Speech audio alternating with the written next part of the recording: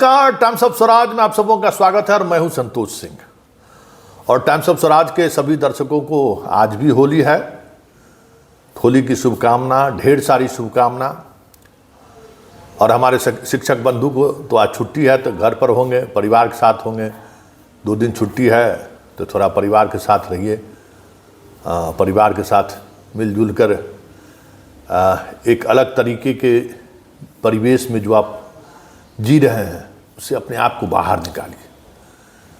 इसलिए हम आज बड़ा शांत मन से, आज होली में आपको खलल ना डालें, इसलिए बड़ी प्यार से बहुत सारी चीज़ें बातें हम आपसे करने जा रहे हैं। देखिए,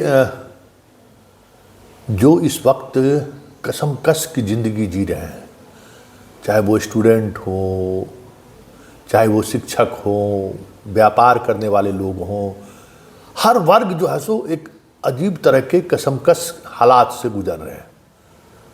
ऐसा नहीं कि सिर्फ के पाठक शिक्षा विभाग में है, अभी जो जिस विभाग में है, जो जहाँ है वहाँ के पाठक जैसे अदृश्य शक्ति से फाइट कर रहा है।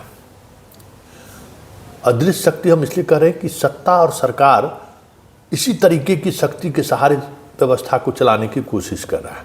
पाठक को आप महसूस कर रहे हैं, बाकी जगह लोग महसूस नहीं कर पा रहा है कि कहाँ है पाठक। और इसकी वजह क्या है जानते हैं? कि पूरे सिस्टम में जो एक आइडियोलॉजी होती थी, जो आइडियोलॉग होता था, एक विचार होता था, वो विचार अब नहीं रहा। विचार खत्म हो चुका है। और जैसे ही जब विचार खत्म होता है ना, फिर चीज़ें सब कुछ बहुत मुश्किल होता है उसके बाद कंट्रोल करना। तो जो भी आज देख रहे हैं कि सिस्टम पूरी तौर पर जनता के खिलाफ खड़ी है और उसे निर्णय लेने में चंद सेकंड भी देरी नहीं लगती है, सोचता भी नहीं है, उसकी वजह क्या है? उसकी वजह हम अपने आप को कैसे जीना है, किन शर्तों के सहारे जीना है, हम क्या करें जो आने वाली पीढ़ी हमें याद रखे, या हम क्या करें कि आने वाली पीढ़ी को ऐसा एहसास नहीं हो कि वो कसमकस की जिंदगी जी रहा है। इन सब विचारों पर हम सोचते ही नहीं हैं। वो सोच हमारा खत्म हो चुका है और हमारी पूरी दुनिया सोशल मीडिया के प्लेटफॉर्म पर आकर सिमट गया है। अरे बीजेपी सोशल मीडिया का इस्तेमाल करके सफल इसलिए रहा ना, उसका नेटवर्क कार्यकर्ताओं का नेटवर्क था। वो अपने कार्यकर्ताओं को रिचार्ज करता रहा सोशल मीडिया के सहारे। सोशल मीडिया के सहारे वो आंदोलन नहीं करता था, या आज भी आंदोलन नहीं कर रहा है। सोशल मीडिया के सहारे अपने आइडियोलॉजी वाले लोगों को रिचार्ज करता है।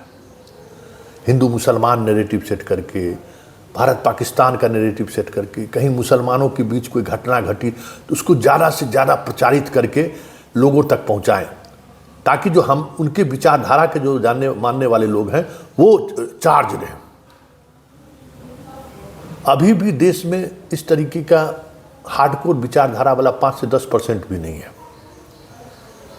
और जो विचारधारा सर्वमान्य विचारधारा है, जिसके सहारे हमारी जीवन शैली चल रही है, उन विचारधारा पर सोचने वाले लोग पूरी तौर पर सोशल मीडिया पर ही निर्भर रह गए।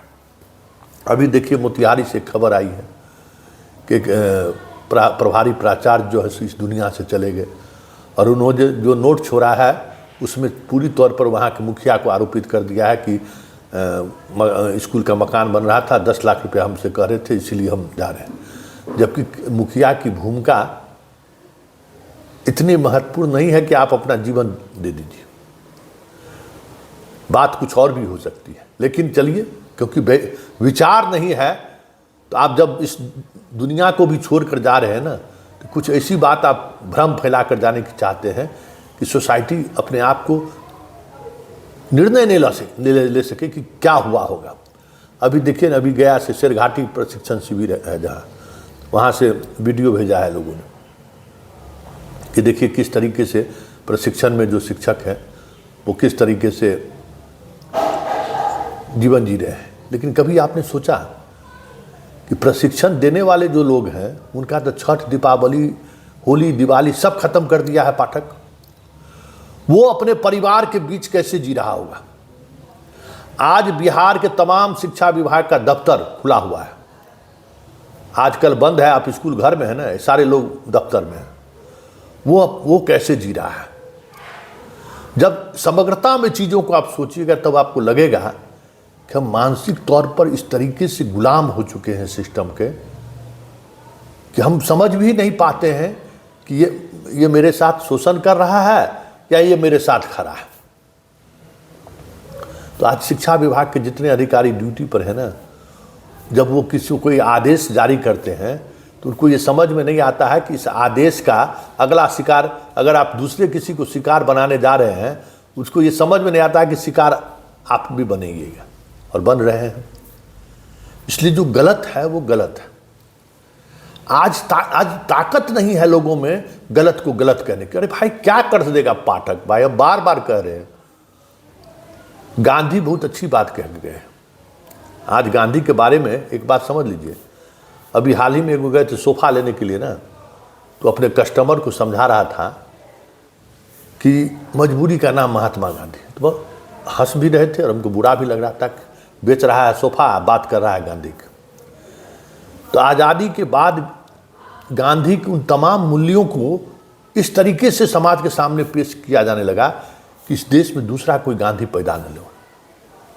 क्योंकि गांधी जैसे ही पैदा लेगा ना, कि जितना सत्ता में बैठे हुए लोग हैं सबको सत्ता छोड़ना पड़ेगा।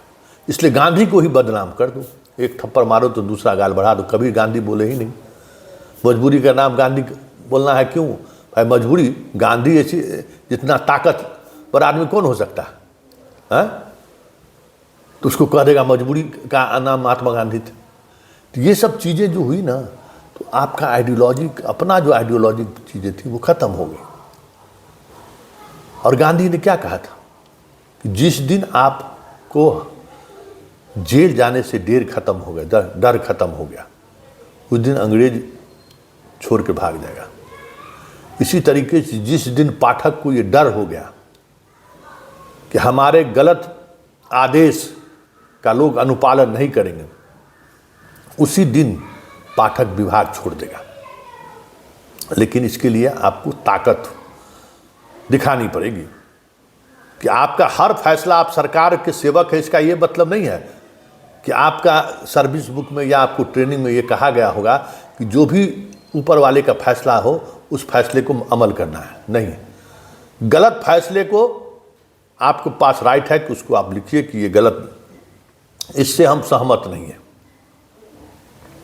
कोई जिला का पदाधिकारी ऊपर से छुट्टी आ लो, अपने एक होता है नोट, डिसेंट नोट, आप डिसेंट नोट कर लिख दीजिए ना।